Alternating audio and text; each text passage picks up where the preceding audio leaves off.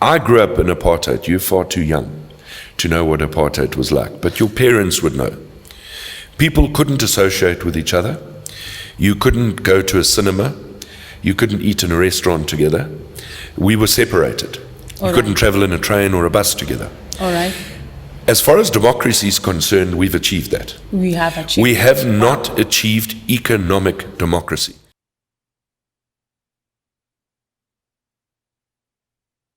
Greetings everyone around here at Anak TV and Ezichisayo News. This is your girl Asanda Ndoni here at Anak TV and Ezichisayo, interviewing a special guest for today. We have KZN DA leader, Mr. Francois Rodgers. Let us welcome him and let us give him a chance to greet the listeners and the viewers there at home. Mr. Francois. Thank you very much, Asanda. Thank you, first of all, for inviting me, and also to all your viewers and your supporters out there. Good afternoon. It's great to be in your company, and hopefully we can find some solutions to a failing province. To a failing province. Did you hear that? All right. We are here today as we know that the 29th of May is closing, and we are only having days remaining to get there. And everyone there is trying to make sure that their voice is heard, and they're making sure that they invite the voters as much as they can. And today we have a DA here.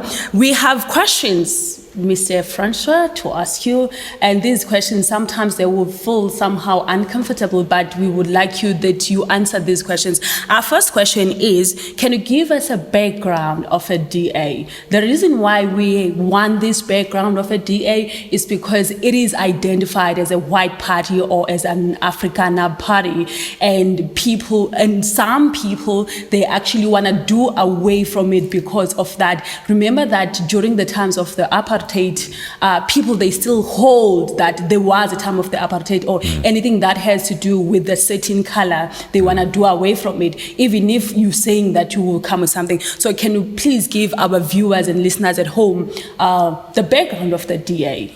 Absolutely, Asanda, and please call me Jwaga. It's probably a bit easier for you to pronounce. I like Francois better. Well done.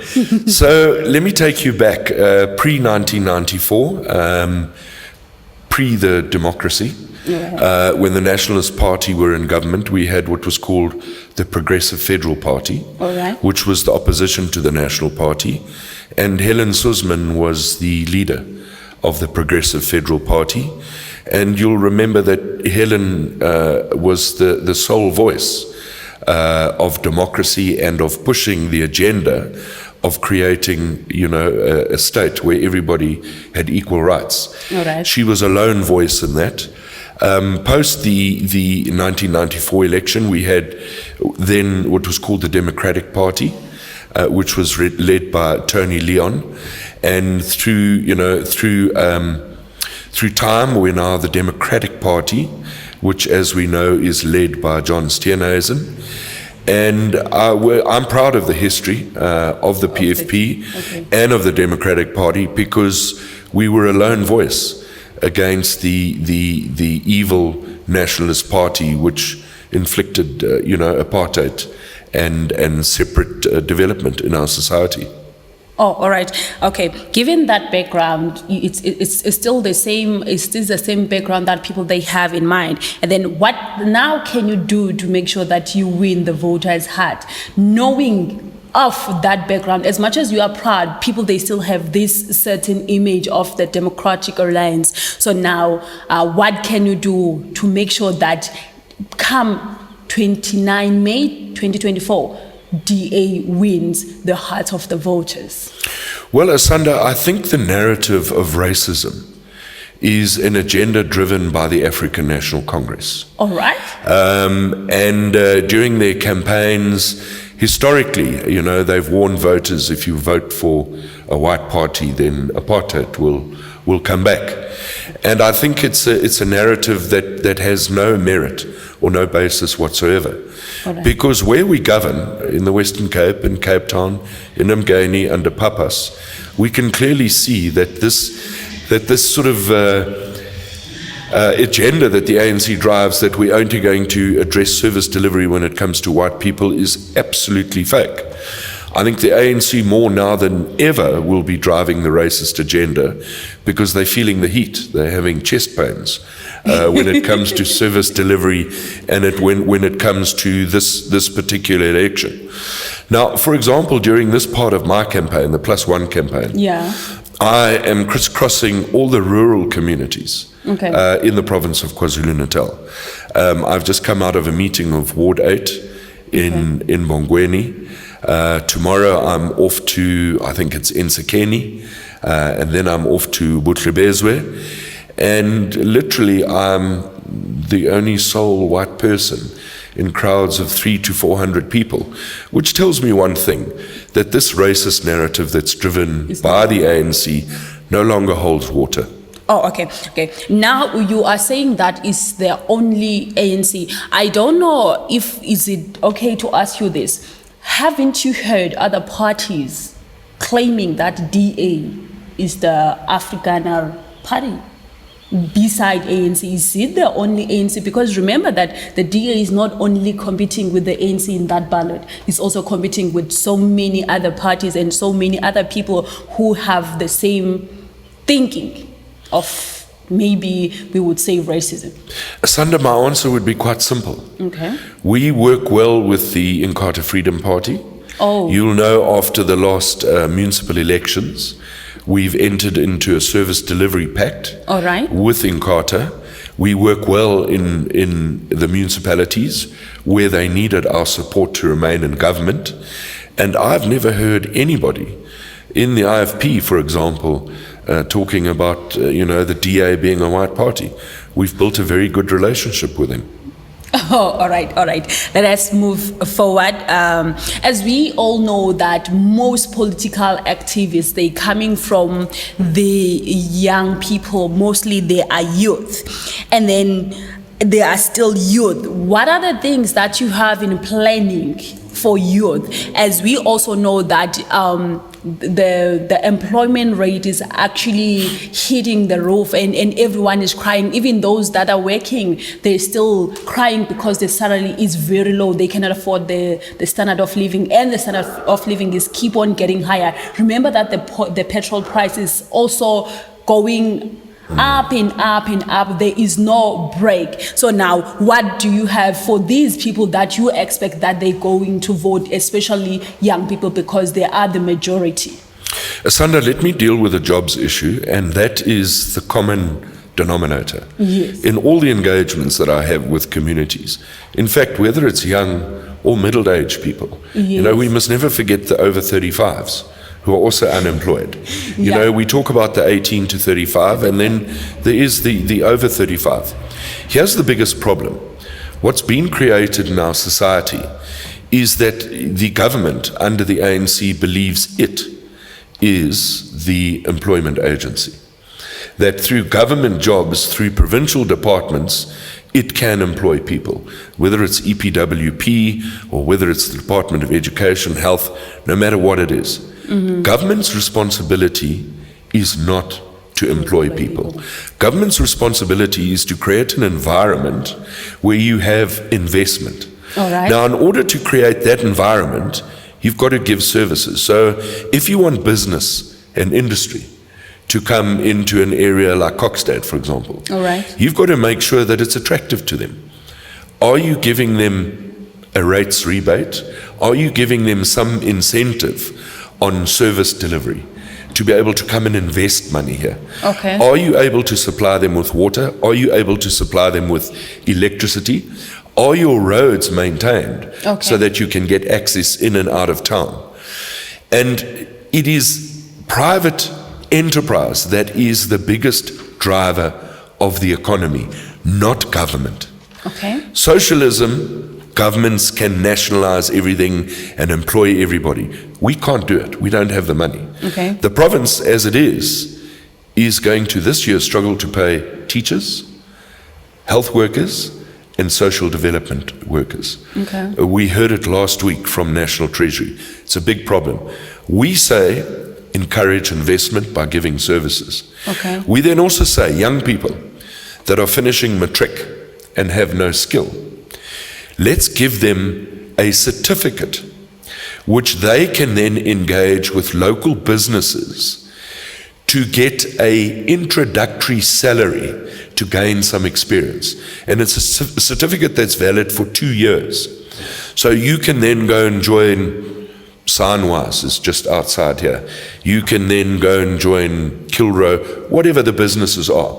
That certificate then entitles business to employ those people who don't have any particular skills, to employ them for 2 years below the minimum wage. Okay. Because we say half a loaf of bread is better than nothing. Yeah, it and is. And that is one of the ways we want to drive employment in our country.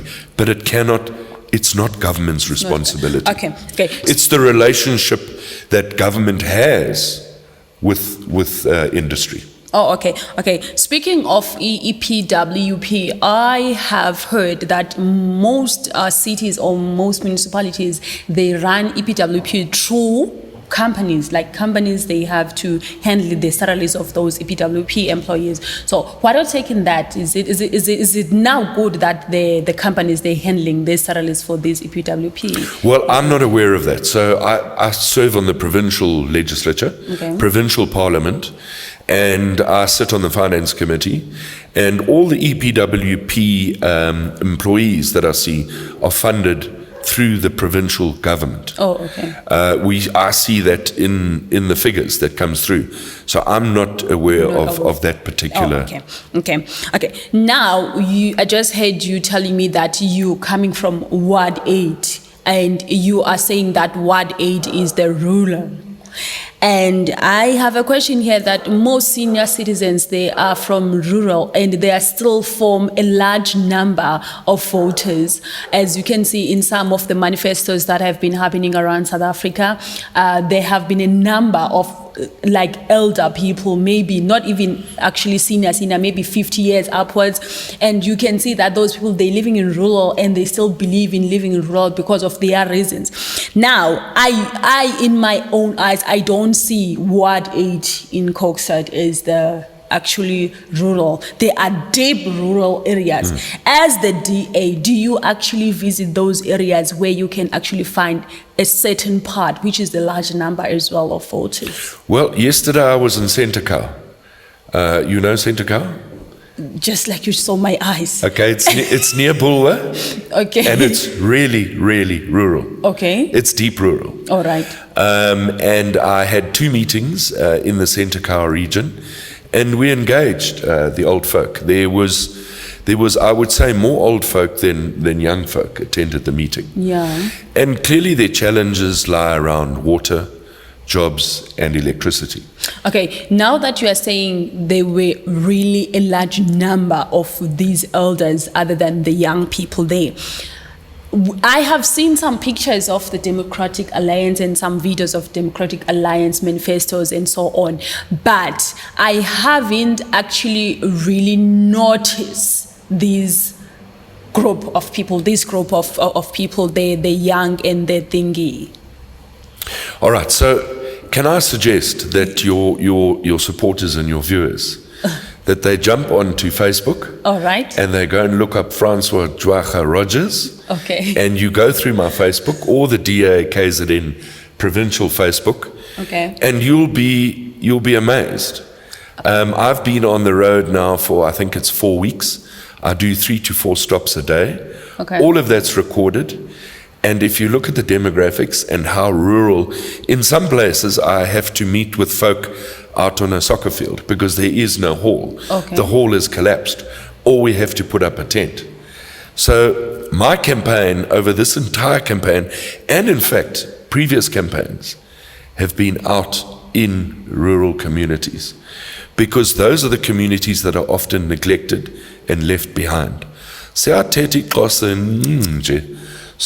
I can, in a way, I can communicate with them and resonate with that community. All right. Remember, when Nambugeli Paya Ekaya, that you are listening to an interview with Asanda, Ndoni, your girl, as well as KZN KZN Democratic Alliance leader, Mr. Rodgers. We are sitting here as we are looking forward to the 29th of May 2024, where the big day it is, the elections.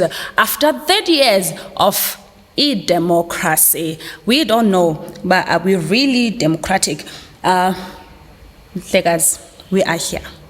Are we really democratic in these 30 years? No. You know, we have the right to vote. Yeah. We have the right to associate. We have the freedom of movement. I grew up in apartheid. You're far too young to know what apartheid was like, but your parents would know. People couldn't associate with each other. You couldn't go to a cinema. You couldn't eat in a restaurant together. We were separated. You couldn't travel in a train or a bus together. All right. As far as democracy is concerned, we've achieved that. We have achieved. We have not achieved economic democracy, which means we have not addressed inequality and the state that the majority of our people, inequality and poverty goes hand in hand with democracy. Okay, so we are not where we're coming from. We are far, but we are getting somewhere. Let us come here. As the DA, what then are you going to do different from what the ANC is doing if you happen to win on the 29th of May? Well, once again, we can talk from experience. We are a party that governs. We govern in cities, we govern in towns, and we govern a province. All right. So we have a track record, and this is what I always tell voters. Look at the track record of the DA. First of all, look what the DA has done, what it's achieved. Ndoni is our latest success story, where Papas is the mayor there. And if you look at what we've achieved in a very, very short time, the Western Cape is a better story because we've been governing there for far longer. Do your research into health, into education, into policing, all those critical areas. All right. Go and look at AG's reports on our health systems, on our education systems, on our policing. We lead the country. The province leads the country when it comes to effective service delivery. Which, let me give you an example. In the Western Cape, they're having to build 8 new hospitals.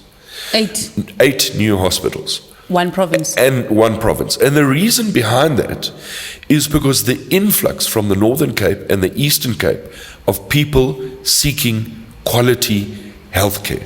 All right. And it is for that reason that we have now planned and we are budgeting to build an additional 8 hospitals. Okay. Okay, so the thing that you can put up front is the hospitals in Cape Town. What about these other provinces? Because remember that there is a part of the A there, part of the A there, even in Eastern Cape, even in Mount Edith, Can you give me something that is not talking about a portion of South Africa? Give me something that is talking about South Africa. Because if you're telling me that it's Western Cape, now Western Cape is a certain part of South Africa, but now we are talking to voters in all around South Africa.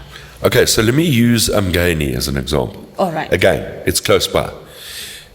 I can't talk about Mount Aleph and Mount Frere because we don't govern there. Okay. Where you don't govern, you can't make a difference. You know, when you're trying to get things done and the ANC doesn't want it done, you know, you can stand on your head and whistle. They don't get it done.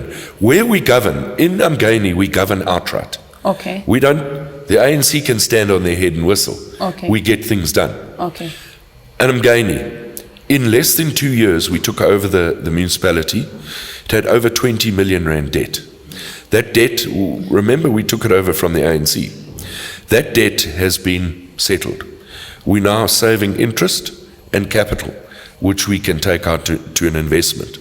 When it comes to the indigent grant, now, the indigent grant is for those people that earn less than 3,000, and they get a rebate on their electricity and their water and their services. Okay.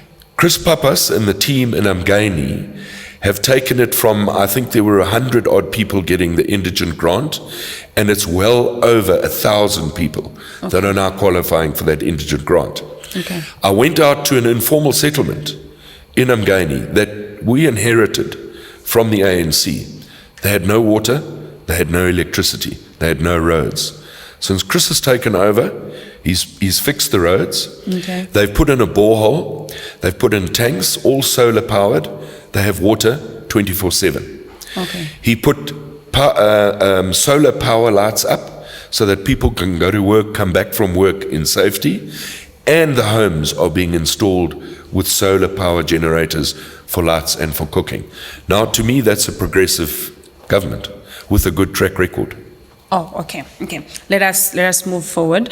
There is an issue in most cases, in most areas, like I have seen on TV and in every news around, people complaining about water.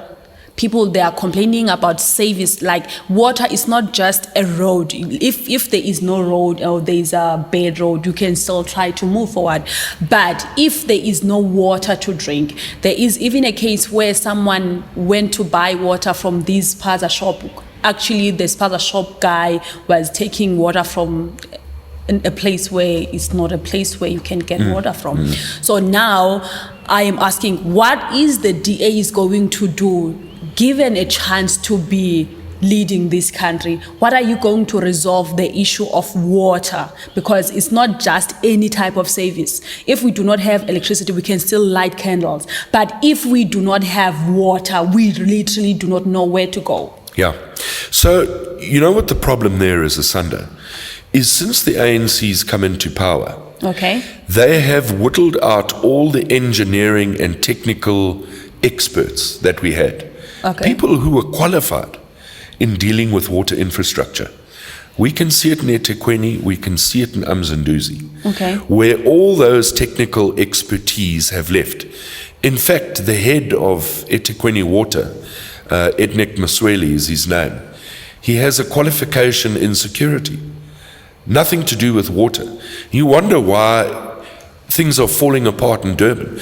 So what the DA is saying is we need to go into partnership with private skilled companies Okay. that deal with water. Okay, I want to ask this because I'm still confused. I'm laughing at it. You are telling me that someone who is an engineer for water in Thekwini is a security?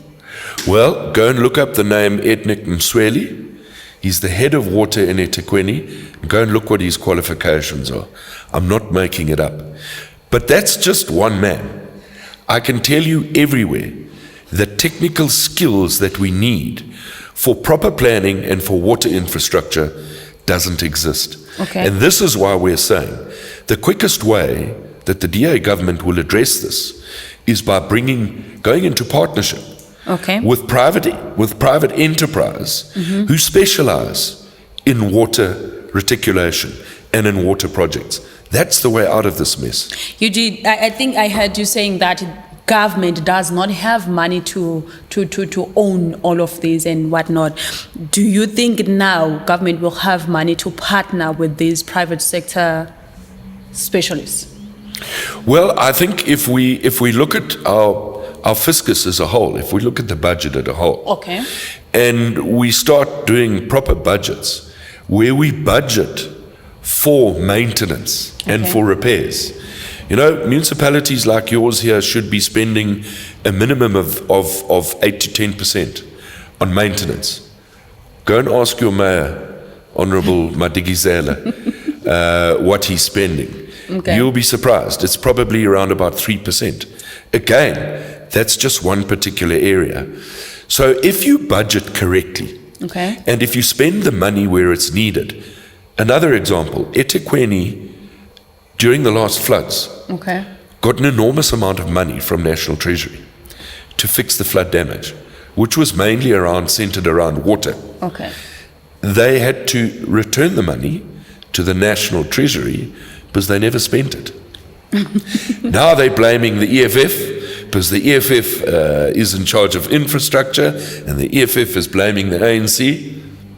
That's what you get when you vote for the ANC and the EFF. We are still on the water. We are here in Herikwala. You are here in Kokset, which is Kokset is under Herikwala. It's my hometown. Yeah, and then in Shayamoya, I think I once mentioned this, in Shayamoya, people, they have to wait and not go to the bathrooms during the day because there is no water, and the water can only be back maybe 1 hour in the morning. So how are you as the DA, let's say you win some part of Herikwala space, and how are you going to resolve the issue of water that it's time framed, and those time frames sometimes they are not allowed with Mother Nature, which is in human's body has to release itself during it, and then now they have to wait until water comes back, and I don't even know how are they coping anyway, because someone during the days they're staying with kids and doing blah blah blah, but I do know that right now you will go there, all the taps, they are empty. What a wonderful question. And I can answer it so nicely. Come with It's an ANC failure, and let me tell you why. I was a councillor here all right. in GKM when Shayamoya was built. It was the first RDP housing development that was done. Okay. And there was a big fight in council. The ANC councillors, I'm still trying to think of the mayor's name, I think it might have been Mandla Mate at the time. Yeah. He might have been the mayor. And what the ANC wanted to do, we were given a budget of X amount of money. Okay. They wanted to build as many houses as possible. So what they did is they cut the budget on infrastructure and spent it more on top structure. Okay? So they were managed to build more houses. You go to Shayamoya, you look at some of the roads, it's half a road. It's not the whole road. You go and look at the stormwater. It's not put in properly. What's happening now, the chickens have come home to roost for the ANC. The proper infrastructure and water reticulation was not designed to specification with the reservoir, and that's what's happening now. Poor planning prevents poor performance.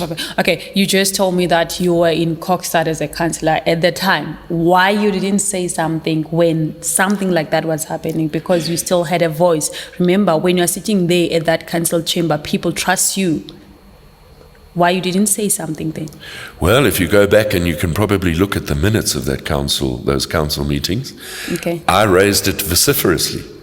But like I said to you earlier, when you're in opposition, I was in opposition here to the ANC. Okay. When you're in opposition and you raise these issues, they say, Tulim Sind, so I raised it. And you can go back and look at the minutes. And now they've created a monster. Okay. So now we are here. What will you do to resolve that if the DA happens to win some parts of Herikwala? Well, look, we're going into a general election. Yeah. So we're not going to win municipalities. That's not going to happen. Okay. So, but from a provincial perspective, I think what's really got to happen, if you want to address that, you've got to look at doing a desk table exercise as to upgrading that particular reticulation system that people can get the water. The pipes were designed for less houses. So you can't get enough water through those pipes to be able to supply every house the water. So you're going to have to do another exercise. So it becomes almost fruitless and wasteful expenditure, because that money was spent there. You're going to have to redo that project in order to resolve that problem. Because water tankers are no solution. That's just part of the new form of corruption. Okay, let us come to the quality of education and health in KZN. I already heard you speaking about the quality of health in Cape Town, but then because we are here in KZN, so let us talk about it in KZN. Well, this morning I was horrified to read in the newspaper that a 60-odd-year-old man was died in the queue at Mlazi at the clinic. He got to the clinic at 5 o'clock, apparently, and everybody that was there said to the nurses, "This man's not well, please attend to him." They said no, they only start working at 7 o'clock, and just after 8 he died. And they came out and tried to resuscitate him, but it was too late. Now, that to me is indicative of the poor healthcare that we have in our province. There was another statement put out about rats running around in one of the eThekwini hospitals. I forget the name. Engaging with people on the ground, everybody complains about our healthcare. Okay. You know, health, it's not one word. It says healthcare. Healthcare, yeah. It's the care part that's gone missing. Oh. It's just health services. There is no more care. Okay. There seems to be no apathy for sick people. For sick people. Okay. I mean, if you go into some of these clinics and these hospitals, you're treated like an irritation. You're not treated like a patient. You know, being a client. Then we've got medical legal claims in this province. Okay. The highest in the entire country. Right. Medical legal claims are when somebody is treated in a hospital and they end up dying or having further complications. The biggest challenge in this province is obstetrics, when women give birth. And the claims that we sit with now in the province is well over 40 billion rand. 40 billion rand. So you want to fix Shaya Moya's water? If we can get rid of our medical legal claims, we can fix Shaya Moya water. And this is the problem. But the other problem, and the difference between us and the Western Cape, all patients in the Western Cape, it's on an electronic system. So when you go there, it's not the old file. They don't have to go and find your file. You bring your ID number, you punch in your ID number, your name comes up, your medical history comes up. This province, we don't have that. Files go missing, people die, and then these lawyers get on board and they want to fight the state for a woman that died in childbirth, and the lawyer makes money and the family makes money, but we can't find the file, we can't combat it. Okay, now that you see the problems in the health system or the healthcare system, let us use that care, how are you going to fix it if EDA takes somehow KZN like it has Eastern Cape? Well, you know, one of the biggest things is, and this goes for all departments, you know, a healthcare worker is a civil servant, right? Yeah. Civil servant means you have to be civil and you're a servant to the people. Mm-hmm. And I think in most of our departments, and including health, we're not servants to the people. You know, we're servants to a particular political party, this sort of patronage network. And I think that's the biggest problem. How do you deal with that?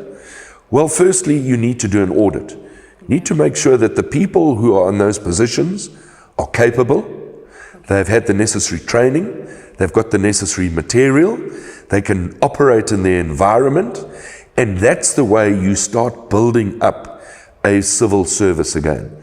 People who want an employment just for the sake of a job and are not prepared to do their job should not be in the system. And there's checks and balances that you can put in to healthcare, to education, where this accountability and consequences becomes key. Oh, all right. And then now, let us talk education. The DA, let's say it somehow get KZN. How are you going to change the ways of education? Especially, I have seen kids walking miles and miles to go to school and somehow crossing rivers here in KZN. And then we already know that there is a problem, but because how are you going to fix the problem now? Because there is a scholar transport, we don't know what kid that they suppose, because some kids they get that scholar transport, some they don't. In some areas there are no bridges so that the cars can actually pass. So how are you going to fix? Because the problem is not just education, it's also somehow infrastructure. Yeah, and don't forget the nutrition program. The school nutrition program, which is an absolute disaster, and as is scholar transport. So let's start with education itself. Okay. A study was done in this country of grade 4 learners. All right. It was an independent study that was undertaken, and the study assessed grade 4 learners who could read with meaning. Now, it's fine that you can read. Do you understand what you read? What you are reading. Yes. 40% of children cannot read for meaning. 40%. 40% of our children, when they finish grade 4. The study went further and looked at teachers. And almost the identical percentage of teachers couldn't read for meaning. The teacher who's supposed to teach our children couldn't read for meaning. Then you wonder why in our country, just over 40% of our children do not complete grade 12. They fall out before they get to grade 12. Yeah. It's because we have a system, it's a system of patronage. It's a system of where the unions tell the government what the teachers will do, how long they'll work, how much money they want, what their conditions are. It's the old adage of the tail wagging the dog. We sit in a financial crisis in this province because we've taken on additional teachers which we can't pay. But let's go back. Teachers should be assessed on their skills. If you're a grade 4 teacher, why the teachers can't be, like, you cannot pay the teachers in the province? Because it's like your budget at home. I mean, how many roast chickens can you have? Can you afford? In a month. Okay. If you normally have 30 roast chickens in a month, can you afford to buy 130 roast chickens in a month? No, you can't. You can only afford what your budget allows you. But the biggest problem is the quality of our education. Okay. A teacher that's in grade 4 that cannot read for meaning should not be a teacher. There are people out there who can read for meaning, teachers. Those are the people that we should employ to be able to do it. The unions shouldn't be telling us who to employ, why to employ them, and at how much. That's the biggest problem. And the ANC, and I know the MEC of Education very well, is a good friend of mine, Mbali Fraser. She pulls her hair out because of the unions, because they can do nothing without first consulting the unions. Therein lies your problem. Why are you favoring her? Is it because she's your friend? She's a good woman at heart. I like good people. I like people with a good heart. I don't always agree with her, but she's a good human being. Okay. Now, you spoke of nutrition. We need to hear that because there is something. We still have few questions. I would like that you give me everything, though I will be disturbing you because we still have a crime and corruption somewhere there. And I still need this thing because I've seen it makes me drop some tears every time I see those kids crossing those rivers. So what the DA is going to do if it happens that it gets the province to fix that issue, that kids, they do not cross rivers while it's heavily raining? Well, again, here's a prime example of how a party like the ANC can fail. Okay. The Department of Transport, which does our roads and our bridges, has a substantial budget. Since I've been a member of the legislature, which is 10 years on the 29th, the Department of Transport regularly underspends its capital budget. So there is money there to build pedestrian bridges, to make sure that our children can get to and from school. The money is there, it needs to be spent. Why doesn't it get spent? Well, here's the answer. There's always a tender or two involved, and if it's not the right person getting the tender, then the job doesn't get done. So what you need is a capable and ethical state that spends the money. Forget about the tenders. The DA doesn't want money. We want to govern and we want to give our children what they deserve. The money is there, spend it correctly. Okay, do you mean tenders, they are wrong? They are not the right system? No, not at all. The tender process, you've got to have a tender process. And it's got to be transparent. The reality is it's not as transparent as we would like. Okay. It's generally done behind closed doors and with yellow envelopes. Yellow envelopes. Okay, let us come here now. We have crime. We are coming, you already mentioned corruption, but let us start from this thing. I would say ingumba ochisa ibunzi. People, they do not get jobs without giving away something to someone. That's corruption, right? Or sleeping with him. Yeah, like that's giving away something. Sex for jobs. Yeah. Let's say it as it is. Sex for jobs, yeah. So people, they have to fight. We were speaking about this yesterday, that it's hard to give something that's so precious, So it's disgusting. Now, let us say DA actually gets in position. How are you going to make sure that these things, they stop happening? Because young people who are qualifying for these jobs, they are still looking for jobs until today because they do not find themselves actually giving away that something. Well, let's look at the problem. The problem is the ANC have got a cadre deployment system. Generally, if you have an ANC card, your chances are a little bit better. If you're a woman and you're attractive, your chances are just that little bit better. And if you're connected to a family member of a politician, your chances are that little bit better. Why are we not looking at the person's capability, at the person's qualifications, at the person's employment history? Why are we not employing people that are fit for purpose? Why are we employing ethnic Msweli, who's underqualified, to run eThekwini Water? This is where the DA believes. Doesn't matter who you are, doesn't matter your gender, it doesn't matter your political history, your religious history, it must be based on fit for purpose. Which is once again what Papas did in Mngeni. When we took over, there were a whole lot of comrades there who were totally incompetent. The CFO was one, the HOD of infrastructure was one. Those are two I can think of.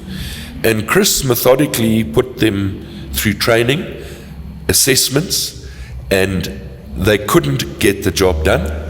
And eventually he removed those people, and he's put people in who are qualified to do the job. I don't know, Chris doesn't know if they're ANC members or DA members or EFF members for that matter. Oh, all right. Then now, that's only how you can serve, because remember that other people, they're already familiar with this process, that the only way to get the job is that I do something for someone, is that I pay someone. So the only way is that you can only hire qualified people. What about these people that they are already inside without proper qualifications? Well, that's a process. That's a process that we undertook in the Western Cape and in Cape Town, and a process that we undertook in Mngeni. So when we take power on the 29th of May, the first thing we'll do is a lifestyle audit on all our senior and middle management officials. We'll go and look what cars they drive, what house they live in, because you shouldn't be living in a 5-story house, driving a Lamborghini, and all of these things if you only earning 1.2 million rand a year. So that's the first thing you do, and then you do skills assessments. Look at their skills. You can't just fire someone based on skills assessment, so you can try and capacitate them, but then you put them on an incapacity program. And if they don't correct their ways,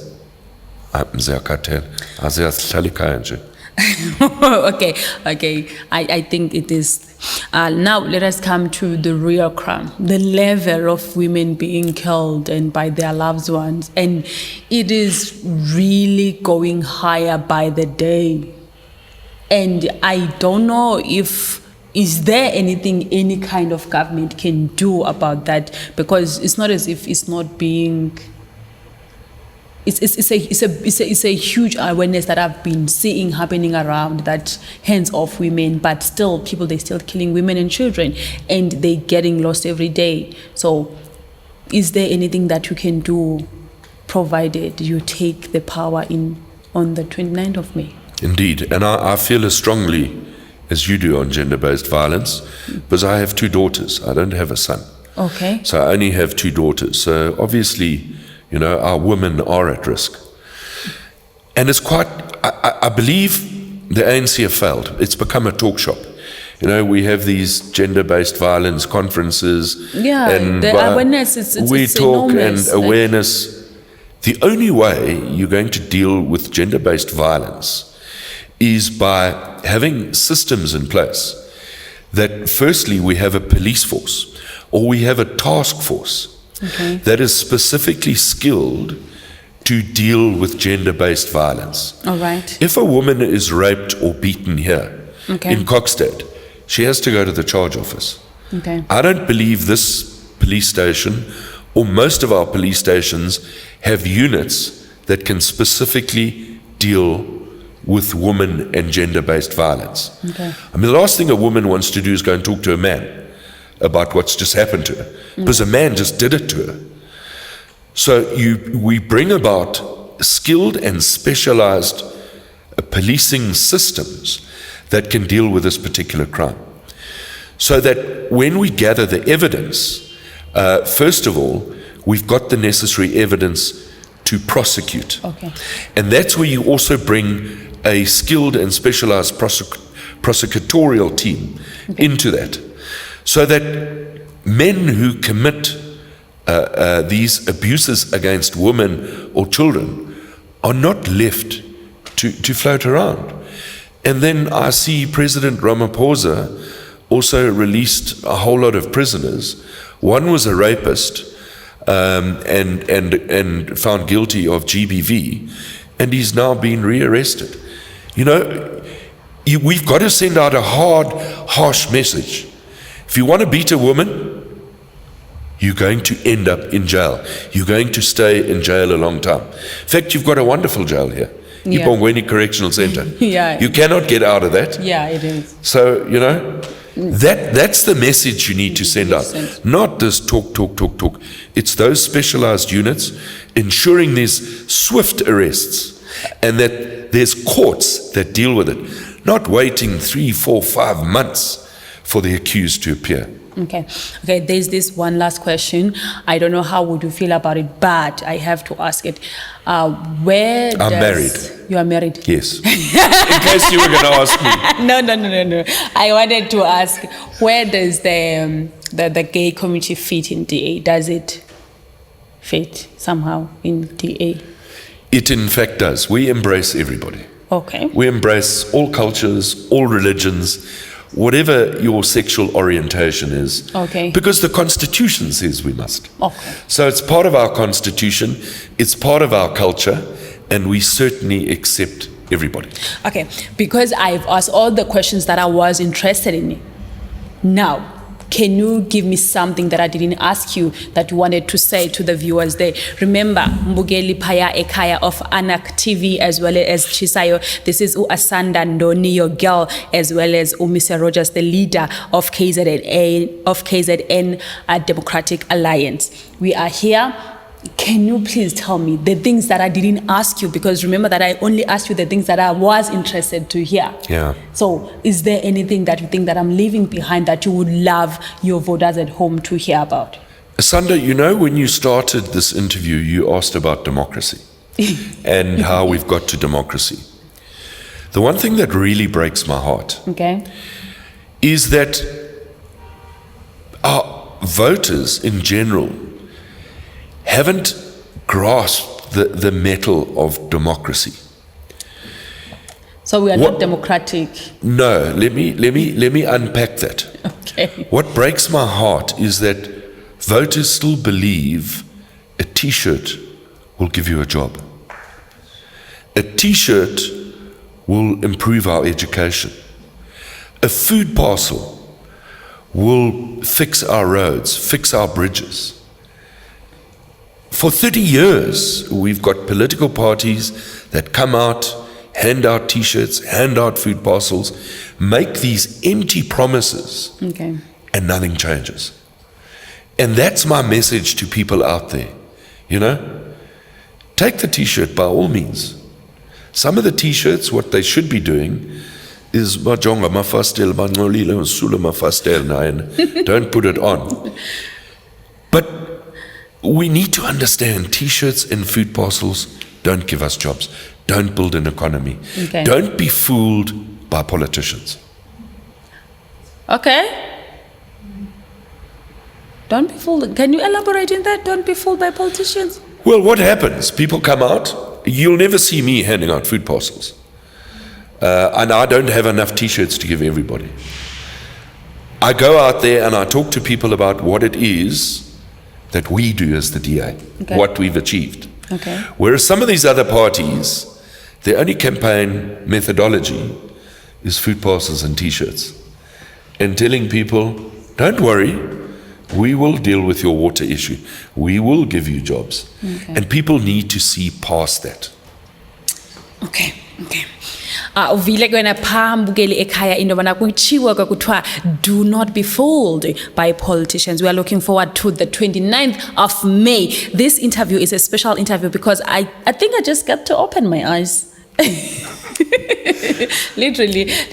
Okay, let us say now, because I'm done with my questions, and can you tell us why now people, we've discussed all of these, we have spoke about all of these, the 29th of May, in your last words now, these are your last words in this interview, why people should vote DA, especially in KZN, and especially where you are born in Herikwala. Wamazi bathethi Xhosa iziningi nje. Usiyakhangaza mamxelela le.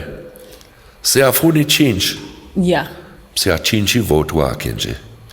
If you want change, okay, then you need to change your vote. And the message I give, and again I give to your viewers out there, is look at the history of political parties. Don't look at the political history. It's interesting, but the political history doesn't buy you a job, doesn't give you water, doesn't give you electricity. Look at parties and their ability to be able to deliver services. All right. Sibamba ngazo zezibini ke kuthiwa ke if ufuna utshintsho kwi-community yakho, tshintsha ivote yakho. Udala uvota but awukalibona utshintsho, but ufuna utshintsho, tshintsha ivote yakho. I'm trying there to explain what he just wanted to say in isiXhosa, you know. Yeah.